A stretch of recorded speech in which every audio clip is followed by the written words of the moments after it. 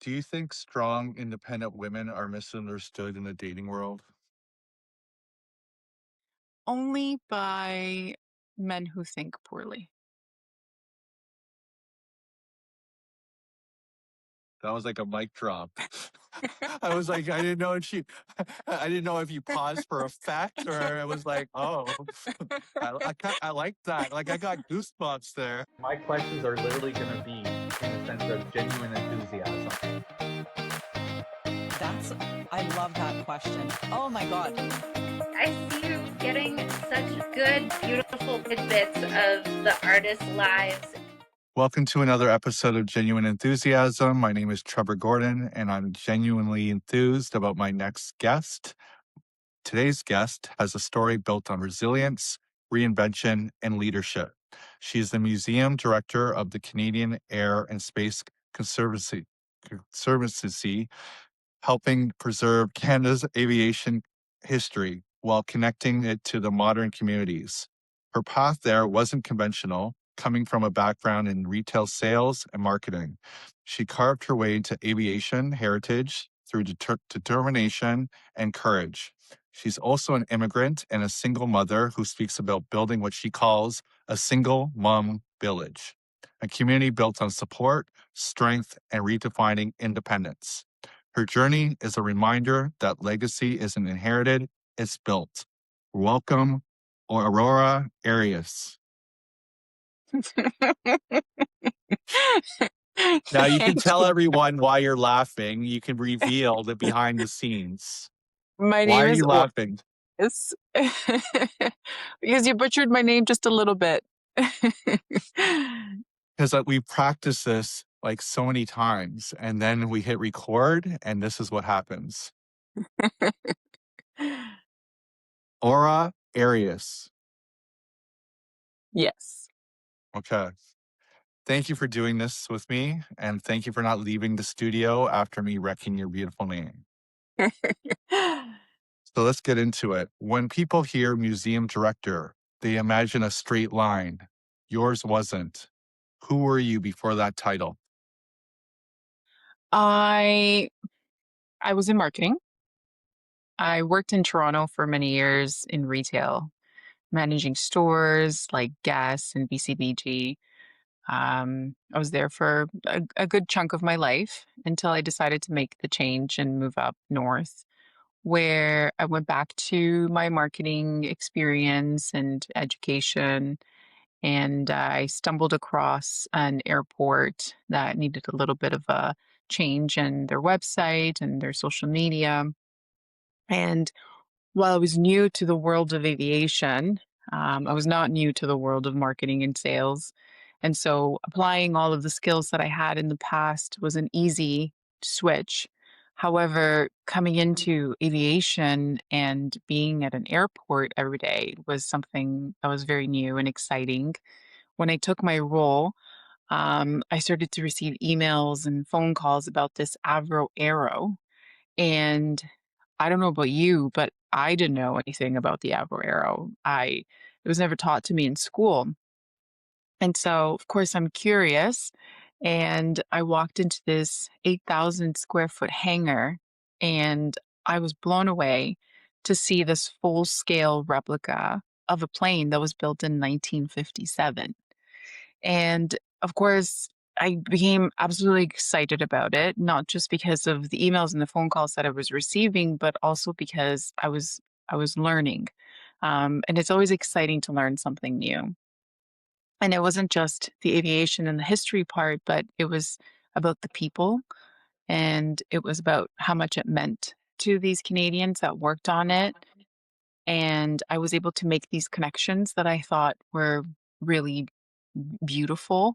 And I was able to speak to people that shared their experiences of mom and dad, of their own experiences working on this at that time. So honestly, I was just blown away. I started reading up on it. I read so many books on the Avro Arrow and just really started to educate myself on it. And at the time, the museum had not yet been established. So to give you a little bit of background, the Canadian Air and Space Conservancy um, was in Toronto. So they were at Downsview. And they went through a lot of changes. They went through a lot, I would say, a lot of ups and downs. And the last down is really was the downfall. um, to down to, no pun intended. And from there, they had to put the Air away. They had it in storage and all of the artifacts in storage. And so it stood, eventless for, I want to say at least 6 years.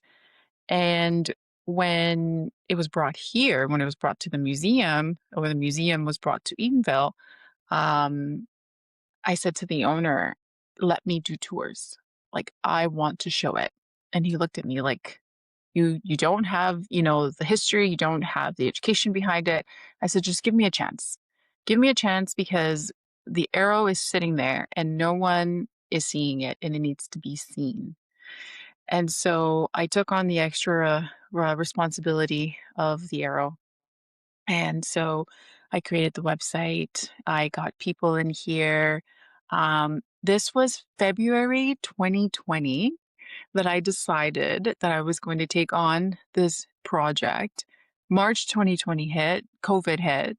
And so we were stop and go for, at least a couple of years until we were finally able to fully establish it with a new board of directors and really just everything else has moved.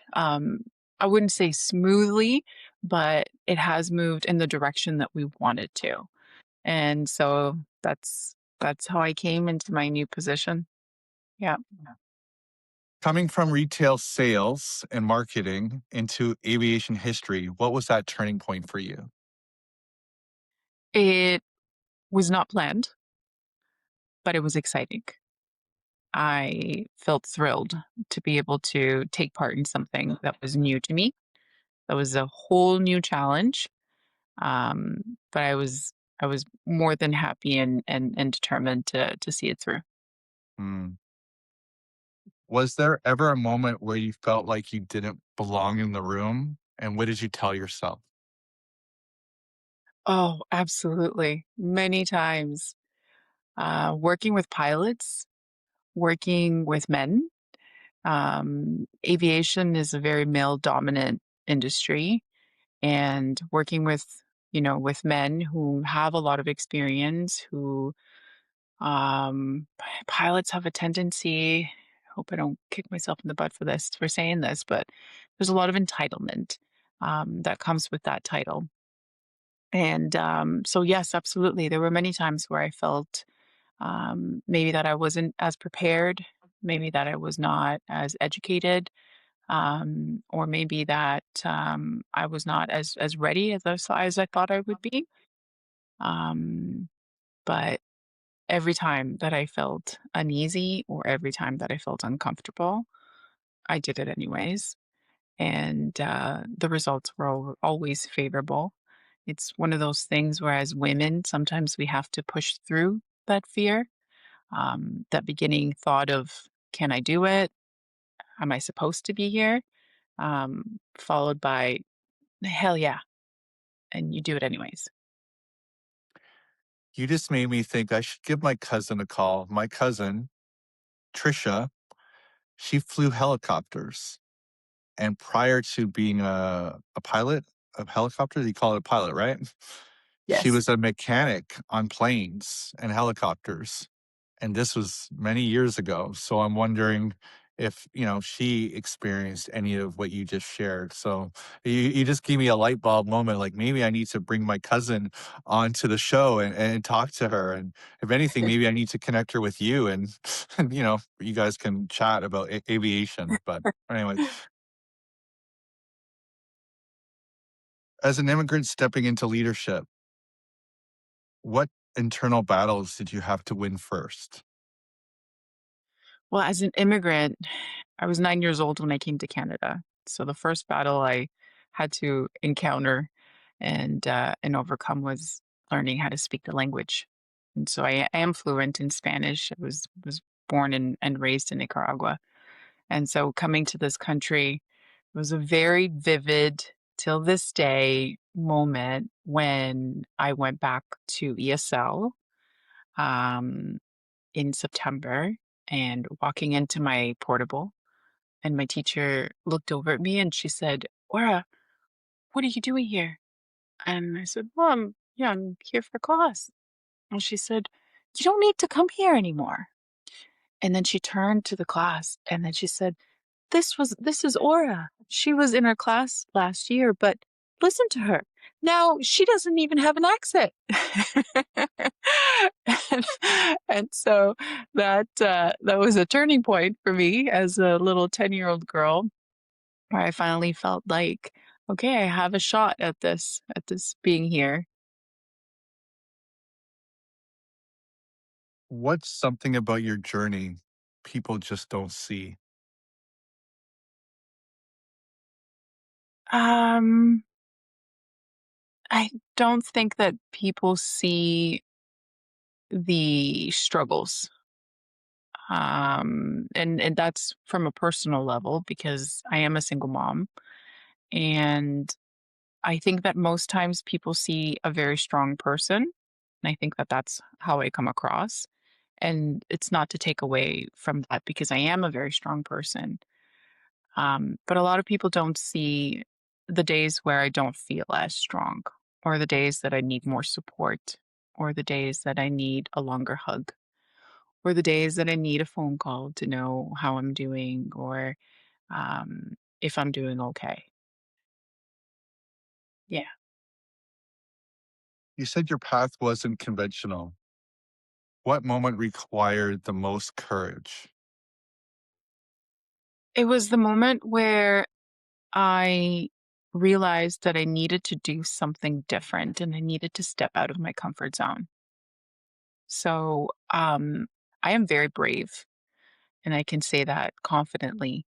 Um, but even being brave and being determined, it's still, it's still very frightening to get out of your comfort zone and to do something that you've never done before. Yeah.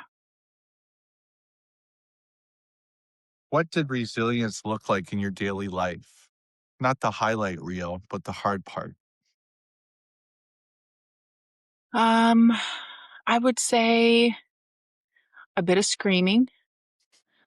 Um, I would say a bit of listening to loud music in the car, just staying in the car like 5 minutes before I needed to come into the house. It meant a lot of journaling. It meant going within a lot of reading, really just trying to understand myself. Um, and it also meant a lot of patience for me. I have a great patience when it comes to my daughter. She's 17. I have patience for my family. I have patience for my coworkers, and my partner, but I don't have a lot of patience with myself. Mm. Yeah, Was there ever pressure to shrink, to soften your voice, to wait your turn? all the time. Yes, the pressure to sink and to lower my voice, or don't say that, or that may not be welcomed, is something that I fear. Not I don't fear. I feel all the time, um, and that's in everything, And something so simple as complimenting someone at the gym, for example. The pressure to stay quiet and not say anything because you might come off as a weirdo. So pressure to even be kind sometimes. I feel like we are under that pressure. It's not necessarily just, to be a woman and to speak your mind and to have a difference of opinion. All of those things for sure. But even the smallest things sometimes there's pressure. What's the decision you made that scared you but changed everything? I would say having my daughter. Yeah, I was 22 years old when I was pregnant. I was 23 when I had her. So, yes, you could say I was petrified. And it was the best decision that I could ever have done in my life. Yeah. How do you define courage today compared to 10 years ago? Ooh, I mean, courage 10 years ago meant um, having the courage to break some generational patterns and break some generational attitudes. I come from a long line of women who have very traditional values in the sense of what your husband says goes, and the woman is in the kitchen, and you will not see the woman in a leadership position. She does not work. She stays home. She takes care of kids. So 30 years ago, when I really started to develop my own skills and my own abilities, when I really started to focus on my career, I already knew then, that there was a lot of courage behind me. One of my biggest fans is my mom, and I can tell you that the difference in the 30-year-old me versus the 40-year-old me now is I I continue to push and I continue to be courageous for that woman, because she never had the opportunity to be courageous. She survived, and she God bless her, the love that she had for her children is what carried her through. And I'm blessed that there's more than love that carries me through. You talked about building a single mom village. That's such a powerful phrase. Let's unpack that. What does a single mom village mean to you? So the single mom village is something that is embedded in my heart because I felt that there was a need for it. There was a need for women to feel supported by other women who understand them. Something that was very real to me and has been and will always be very real to me is that single mothers, in comparison to mothers who are in relationships or have husbands, though sometimes it can feel like the load is the same in the sense where, maybe a stay at home mom is with the kids all day while her husband is out at work. The load can feel very similar, but it is very different. I have a sister who is married and has kids, and often we talk about the very similar experiences that we're facing with our children. But the difference is, and the difference has always been, that at the end of the day, I go home to no support, right? So single mothers go home and continue to take care of their children alone, where a woman, a mom who has a husband can go home and vent to the dad and vent to the husband, right? Because he's right there. Single moms don't have that. There is no outlet for them to be able to discuss everything that they're going through. And sometimes you don't even want to talk about these things because we, at the very beneath all of it, for societal reasons, for lineage reasons, we always feel shame. We feel shame that we can't handle it, or we feel shame that we chose the wrong guy, or we feel shame because we feel like no one is coming to help because we did this to ourselves, which is the most hurtful and wrong thing that you can say to yourself as a single mother. So I thought, why don't I create a platform for single mothers to come to, a platform where we can talk about what you're feeding the kids and what you're feeding yourself. We can talk about what burnout looks like and to help them through it. We can talk about resources. We can talk about all of the things that we all go through on different levels and in different ways and in different colors. But at the end of the day, we understand each other because we're all feeling it. We've all felt it. And some of them are going to feel it. And so that's where the village came from. You touched on it, but I'll just get you to emphasize this a little bit more is why is that concept so important today? I think that it's extremely important today because there is a movement, I feel, where women are becoming more sovereign, when women are becoming becoming more into their power, into the power that they have held and hold all this time, but without the pressure of society. And I think that because of social media and because that now you can log on and you can hear and see and witness other people's stories, or at least the part that they like to share with you, it makes you feel like you're not alone. And I think that that is something that's very important. These women are raising children on their own. They're raising the future. And so if if any mother needs that support, it's the ones that are doing it alone. How has raising your daughter on your own shaped the way you lead?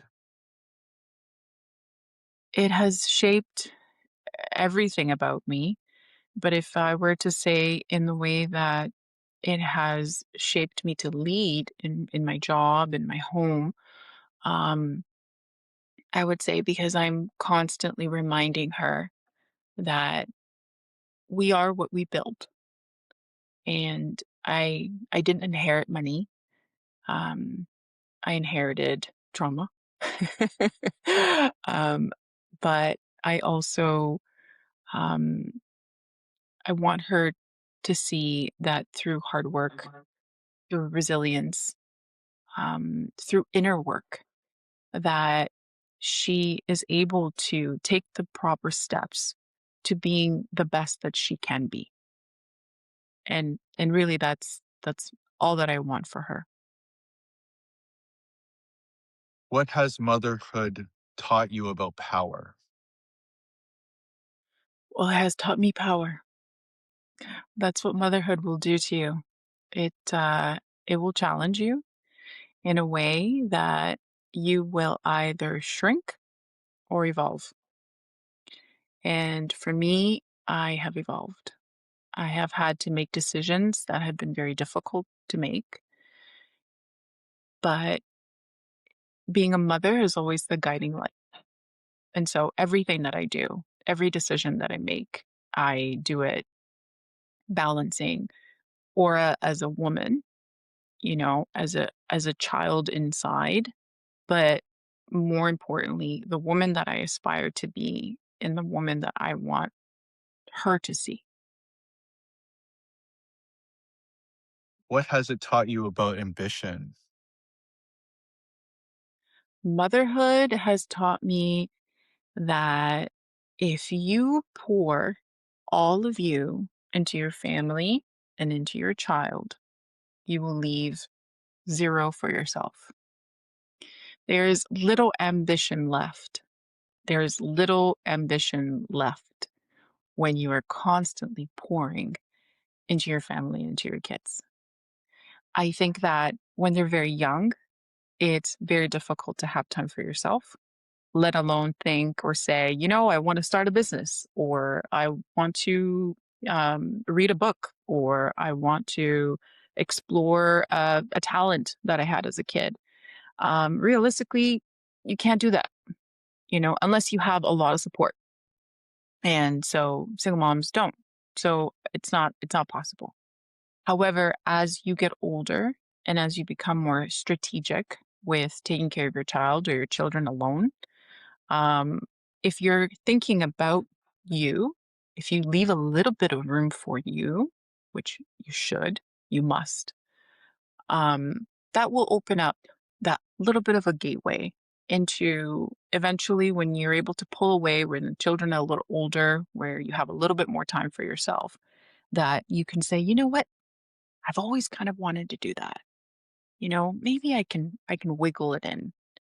I'm very ambitious by nature, but it is because my daughter's 17 now, she'll be 18 next month or this month, that I'm able to do all of these things, that I'm able to devote myself to my work, to my goals, to the single mom village. And so I think that it is important to moms for sure to have ambition, but I think realistically, if you can just put a little bit of time for you, leave something in the tank, and one day and eventually it will evolve to something bigger. What did becoming a single mother force you to unlearn? What did it force me to unlearn? That's a good one. Okay. Um, Let me think about that one for a second. Okay. One great one actually that it taught me to unlearn is that my value is not based on what I do.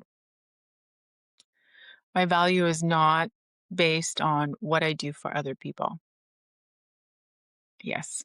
That's Mm. what that's what being a mom has taught me to unlearn. I grew up seeing my mother take care of everybody. We're 5 kids. So, she's taking care of everyone. She was a single mom herself. I saw her spread thin and I thought, that's what love is supposed to be. Or like, that's what a real mom does. Boy, no. Yeah, that's not true. Do you think independence is misunderstood in today's culture? I think that, there was a big wave of maybe a couple years ago where we started hearing a lot of these women really come through with their independence and the I don't need a man.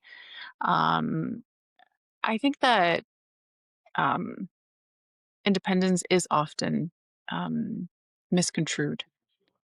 I think everybody should be independent, regardless of your gender.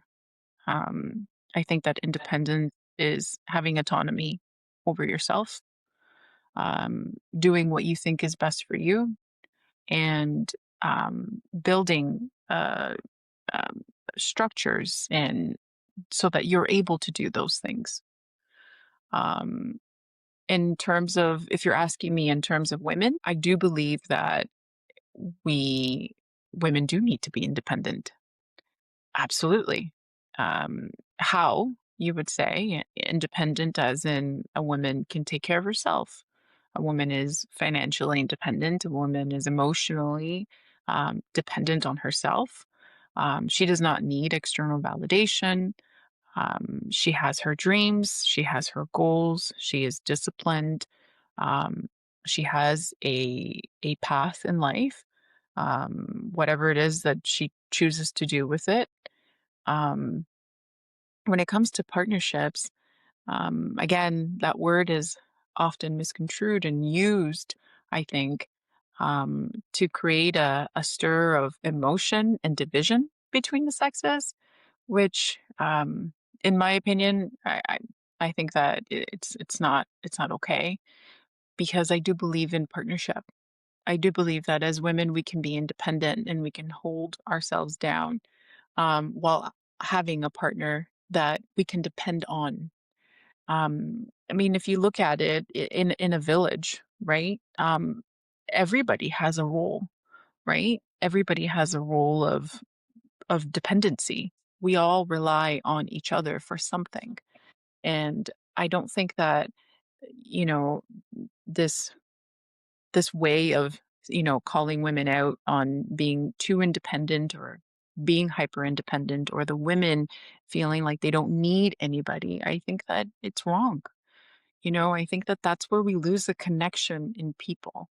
And through screens we're able to connect, but how well are we able to connect in real life, in real time? And I think that we're missing that. We're missing the point. There's leadership, there's motherhood, but there's also you as a woman. How has being a single mother shaped your standards in relationships? Oh man. So my standards in relationship have definitely evolved. Um, I can tell you that when I was a newly single mom and I did date briefly, um, I don't think I knew exactly what I was looking for. I think that I felt lonely. I think that I felt that if I didn't have a boyfriend, then I was not validated as a person. Um, I felt rejected by the ex. I felt unwanted. And so I searched for that. I wanted that. I wanted to be with somebody just so that I could feel better about myself. Which, I look back like you go, no. Right? But that's a reality. And I think that it's okay to admit that. It's okay to admit that, 10 years ago, 15 years ago, that was me. That was my life, and that's what I would look for in a partner. Now, fast forward to where we are now, um, it's a very different ballgame. My standards, I would say, are as as high as the love that I have for myself and the love that I have for her, which is very high, right? And it's not high in standards in terms of not necessarily tangible things, things that you can see and touch. It's not materials.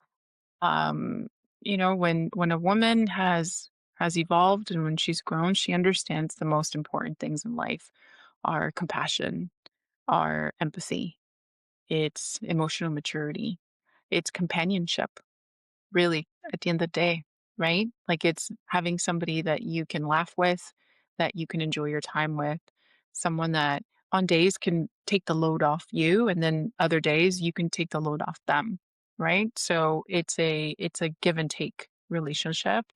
Um, and but of course, as a single mom, you always think about who you're going to introduce your daughter to. That's something that's always there. So in terms of, his energy, his presentation, his respect, and then his goals in life, obviously everything, all that needs to align. Is it harder to trust now, or are you just clearer about what you won't tolerate? It's not hard to trust at all. I think that now more than ever, I'm more in tune with my gut and my instincts.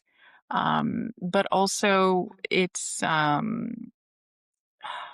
the way that I'm able to understand people. That's what's really changed.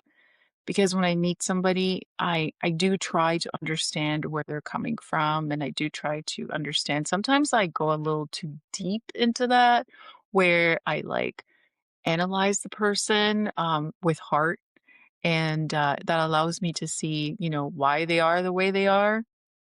All my philosophy books and all my self-help books, like, just channel in, and I want to really understand the person. Um, and but yeah, but trust, I've never lost trust. Even in a relationship where I was cheated on, um, I never I'd never had trust issues. I didn't go into another relationship thinking that, oh, this person's gonna do the same for me or to me. It was more of a trust in myself to know that if it does happen, because you can't control other people. So if it did happen, I had enough trust in myself that I would be okay. Have you ever felt pressure socially or culturally to couple up because you're successful? No. Sometimes though, I will get the, "Oh, and Mrs." Right? So, like, they'll look for the ring, in my job in aviation, or when I attend conferences or when I'm out and about. So if I say, "Nope, just Miss," I get the, "Oh, okay." Do you think strong, independent women are misunderstood in the dating world? Only by men who think poorly. That was like a mic drop. I was like, I didn't know if she, I didn't know if you paused for effect or it was like, oh, I like that. Like I got goosebumps there. All right. She doesn't want, Yeah, all that's right. I it. like that. The eyes that you gave when you said that, I think that that's a moment right there. Has leading an institution like the Canadian Air and Space Conservancy changed how men approach you? Has it changed how men approach me? Yes. And to be Yes. clear, I'm talking as a person before a relationship, in a relationship, not necessarily hitting on you, like just, you know, exactly what I like. Don't, it's not about something specific. You know what I mean? Yeah. Um, in the aviation world, um, oftentimes when I'm on the phone or I'm emailing, it's very businesslike. And then when I meet people in person, um, there's a double take for sure. There's a double take because I don't think that they were quite expecting to see me. And yes, they do try and, and make maybe little jokes or try to find out if I'm married or sometimes they'll try to wow me with their intelligence.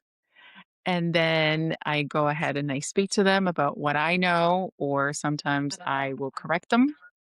And as soon as I correct them, then they realize that there's more to me than meets the eye. And so there's a shift. Definitely there's a shift in power when that happens. And I love it. What does partnership look like to you now? A partnership to me now, it's easy. It's a it's a breeze. Partnership is um not so much, that you have to know every single bit of that person, but I think that it is really important to understand what their needs are, right? And we talked about being independent and women and men and yes, like yes, for sure. You are independent, you take care of your needs, but I think that when you consciously choose to be with someone that you have to get to know what their needs are and you want to be able to meet them as best as you can. And I think that that is probably the most important thing in any partnership. Sometimes I think that we anticipate what that need may be. Sometimes it's you have to ask, what is it that you need from me right now? Um, but to me, that is what a partnership requires.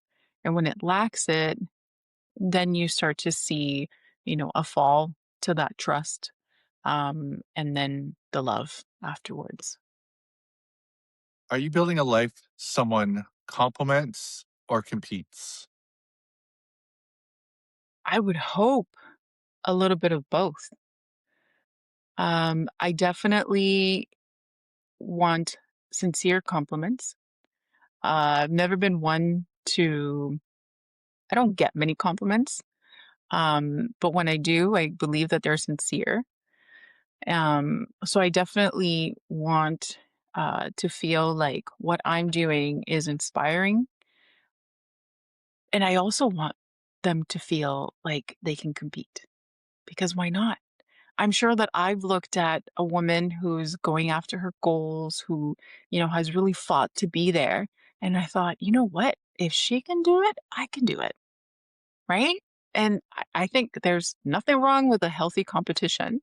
Um, since I was little, I don't think that I've ever had a jealous bone in my body, where I can look at a beautiful woman and I can tell her that she's beautiful. And that's why I think that I wanted to build this village as well, is because we need to recognize the beauty in each other, as women, but even men too. Like, have you ever seen a man receive a compliment, like a genuine compliment? Oh my gosh, you make his day. Why? Because he doesn't get that. Right. And so, really, the complimenting and the being kind goes all around. It's not just the women. But if we were just talking about the women, yes, I want a little bit of both. Give me a little bit of competition, give me a little bit of compliments because why not? And I'll make sure to send it back. What do you want your daughter to learn about love by watching you? That love takes effort. I want her to know that love takes effort. Love is not a word, love is an action. Love is an action. Love means going out of your way. Love means knowing what your needs are. Love means sometimes, you know, not being comfortable. It means being uncomfortable. Um, and love is not something that you can switch on and off. And I think that and her and I we talk about it, you know. I think that um to know that someone has your back no matter what, to know that you have a safety net, to know that when someone looks at you, they're seeing the most beautiful person they've ever seen in their life. That love is so rare and beautiful. And I want her to experience that. But if she doesn't, it's okay. But that is what love is to me. And that's what she's seen. You say legacy is built, not inherited. What bricks are you laying right now? Well, many bricks. I think from a personal standpoint, um, my decision to get fit, my decision to go to the gym for the first time, going to the weight room, seeing the progress over time, that for me is a huge break forward. My whole lifestyle has changed. What I eat, what I put in my body, my daily rituals, whether it's my nighttime tea or my morning coffee, in the way that I just take care of myself in general. Um, that's the health brick is one brick that started almost so I'm gonna say almost 7, 8 years ago. And there's no going back. Another one that I would say is here. So I didn't realize what was going on in here on the daily, meaning what things I was saying to myself. I never caught it until I did one day. And so working on my mind, whether that be with daily affirmations that I do, or whether it be in the moment where I catch myself saying something that is against my actions and my goals, or even my beliefs sometimes, just to stop myself in my tracks and say, "Hey, like we don't do that. We don't talk like that." Um, and reading.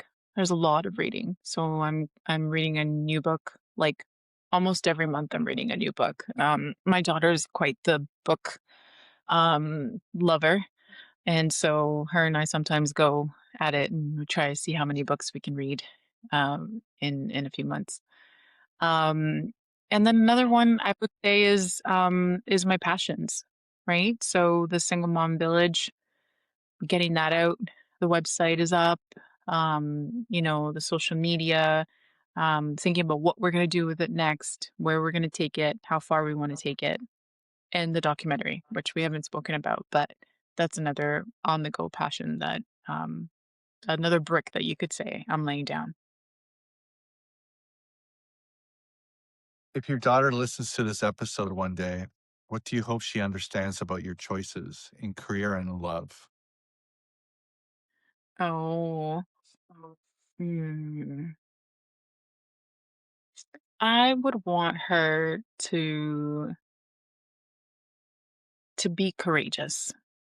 I would want her to see it and think, well, my mom can do it, I can do it. Or better yet, if my mom can do it, I can do it better.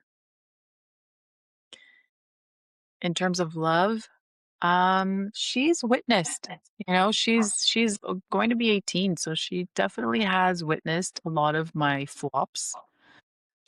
She's witnessed a lot of my faults. As much as, as moms, we want to protect our kids from seeing us defeated. She has. She has. And I think that it has not it has not impacted her negatively. I feel like if anything, she could see number one, that mom is real, mom has feelings, mom makes mistakes. Two, that mom bounces back and that mom doesn't settle and mom continues to fight and mom is defining what it is that she wants out of life and she's going for it. And so I that's what I hope that she sees. You touched on the documentary that we haven't spoken about, so let's get into it. What is this documentary that you speak of? All right. So when I started working for the airport, the museum, I'm sorry. When I started working at the museum, lot of stories came at me of people that worked on the Arrow. And my heart just, it was a mutual, feeling of loss. I felt their loss. I felt their pain. And when they started speaking to me about it, I thought, I'm going to write down these stories. And so I took to pen and paper and I wrote down their names, their contact info, and I wrote all their stories out. A couple of years later, I met somebody that's in the film industry and he felt the same way about the people. So we connected. I told him what I had and I showed him the stories that I had and said, let's go. So we started filming. And then he tells me that one of his co-producers is his father is a big time Hollywood producer. So now I'm even more excited.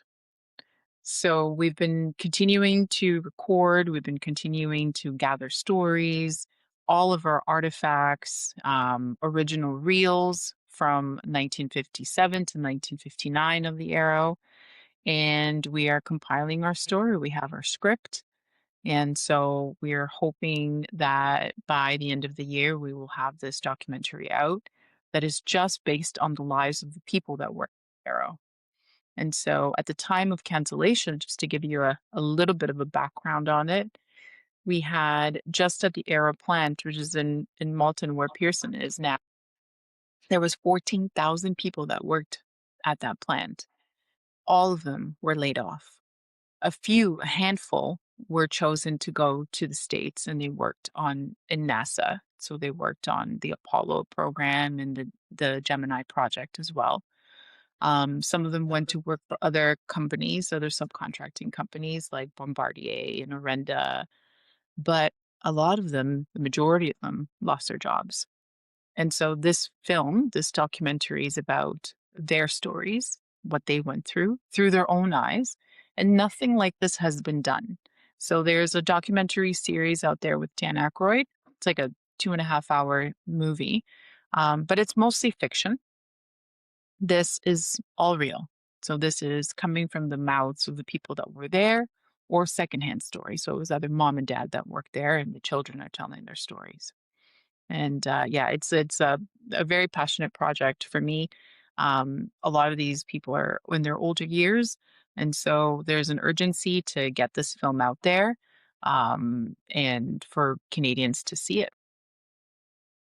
So let's talk about that. Where is it at now? How can people support you? How can people watch it or get notified about the involvement? Like, let's get into that. Yeah, absolutely. So we're streaming everything through the website. So our website at the museum, it's the Avro, not the, it's avroarrow203.com. On there, you can go to the documentary tab and there's all the information on it, along with the link to the trailer. So if they wanted to check out the trailer, it's all there. If they wanted to make a donation, it's all on the same page. If they want to get more information as we move along with the project, they can also subscribe to our newsletter, which is available right there at a pop up on the website as well, where they'll get information on not just the documentary, but also new things that are happening in the museum. And we also do a lot of history based information on there too. A question that wasn't even on my list, but just getting to know you this hour everything you've been saying, time management, like how, like, yeah, you like, how do you plan your day, your week, your personal, your work? You're wearing multiple hats, mother, your partner, man, like you do multiple things. Plus, somewhere in there is your personal life and just your hobbies and everything else. Like, how are you budgeting your minutes? Yeah. So as you were talking, I'm like, oh, how do I do that? um, I am strategic for sure. I am very strategic with my time. Um, I used to have more of a social life. I don't anymore because I have been dedicating all my extra time to these projects. Um, and I'm up at 5 a.m. every day. I hit the gym before I get to work. And like I mentioned, my daughter's a little bit older now, so she's more independent. And so that allows me to be a little bit more flexible with the extra time I have outside of work. But I make it work. With the documentary, I have an awesome team that I work with, where we're constantly emailing and texting each other back and forth to make sure that we're on top of things. When it comes to my work, I'd like to say that I leave it at 5, but I don't. I continue to check up and anything that I do is just, how it is. When you feel passionate about something, you can't just drop it, clock out at 5 o'clock and be done with it. Um, when it comes to my personal life, I have a partner that's very, very understanding. And though he's not in the aviation world at all, or he's not a single mom, but he definitely tries to support me as much as he can with cooking. So he's actually really great at cooking and just taking care of the extra chores and things that we need to get done as adults do, so that I can have more time to either brainstorm or, yeah, just continue to do what I do. This conversation wasn't just about aviation, leadership, or even single motherhood. It was about courage. It was about refusing to shrink. It was about building legacy in real time, in boardrooms, in community, and at home. Thank you for showing us what strength and softness can look like in the same woman. You're amazing. What would you say if you're in an elevator and someone's meeting you for the first time? And this has become now my trademark question now. You can choose how big the apartment is, whether it be a 6th floor apartment, whether you're in an elevator at the CN Tower. But what is your elevator speech for someone meeting you for the first time? Wow, okay. I would say to you, um, well, hello, my name's Aura Arias. Um, and I would say if you were ever worried about doing something that you really love, or if you are scared to do something, but you feel it in your heart that it's the right thing to do, that's because it was put there for a reason. So don't be afraid of it. Don't doubt it. Just do it. Take a dive and do it. That's what I would say. That was a great answer, but it didn't really sell what you do. So See, I'm not ultimately, it's me trying to find out who you are. You're in the elevator. Tell me about all your hats, what you do. What's that common thread that brings all of this together? okay. So then I would say to you that I'm a director. I wear all kinds of hats. Let's start there. Okay. So the one that I take the most pride and joy in is being a mother, first and foremost. Also being a woman. I love being a woman. And then I would tell you that I love being a boss. I absolutely love being a boss. I don't like being told what to do. never have. And I like to be creative. I like to tell stories.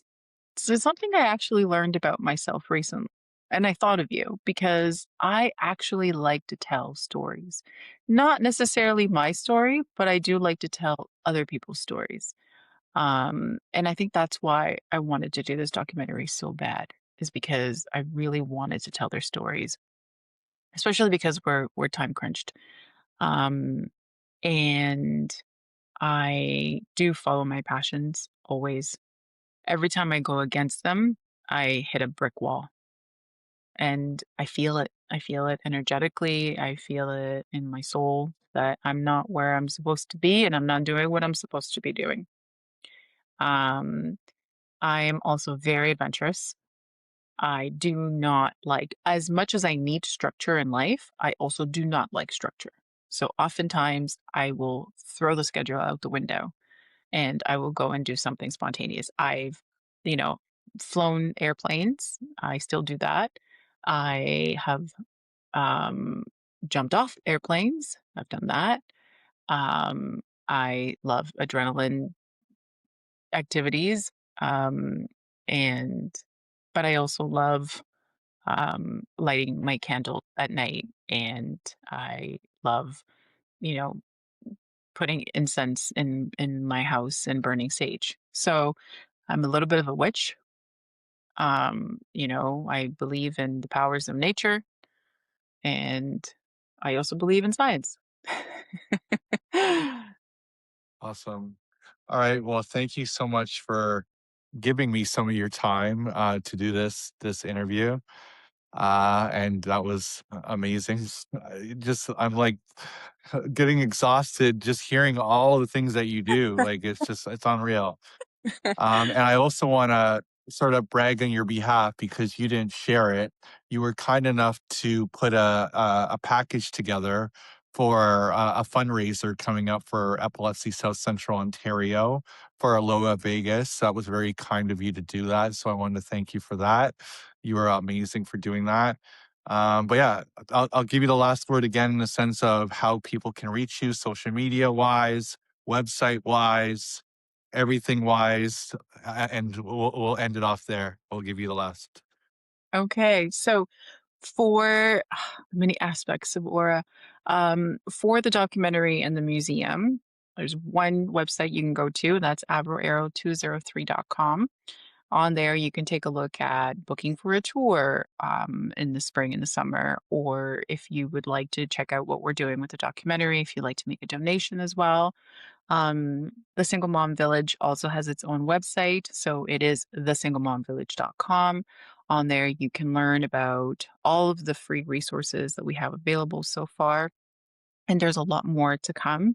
You can look at it as a mini blog from me where I share a lot of personal stories. I share with the single moms a lot of things that I've overcome, a lot of even personal details of exes and all that juicy stuff. And we also have an Instagram. It's thesinglemomvillage.com. And I also have my personal Instagram or Facebook, and that it's my Aura. Welcome to follow and message and tag and whatever you like. Well, thank you so much again for doing this. Thank you so much. I appreciate it. And yeah, I can't thank you enough. You're so welcome. I'm so glad that we connected. Thank you. All right. Bye, everyone.